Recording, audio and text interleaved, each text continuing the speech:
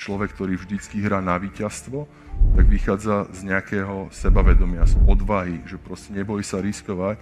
A ten druhý je taký, že hraje, aby neprehral. Ako tento, teraz nechcem nikoho zhadzovať, takisto som mal vždycky ten mindset, že hrám na to, aby som neprehral. A to znamená, že vychádzam z nejakého ustrachaného prostredia vnútorného, kde o sebe pochybujem, kde mám obavy, kde mám strach a tým pádom ma to ako keby že ovplyvňuje v tom danom výkone. Aj na tom zápase, že v prvom polčase sme hrali odvážne na to víťazstvo, sme o 20 bodov plus a nikto neriešil, že čo ukazovala tá tabula, ale potom prišiel polčas a ten druhý tým na nás vyskočil a zrazu nám dali kôš. A my namiesto toho, aby sme sa stále sústredili na to víťazstvo a boli sme v tej odvážnej verzii samého seba, tak každý už sa pozeral, že už len o 17, už len o 15, už len o 10. A čo sa vlastne stalo? Ono sa zmenilo momentum, ale zmenilo sa aj naše mentálne nastavenie. Čiže my sme začali o sebe pochybovať a čo sa stalo? Ten zápas sme prehrali.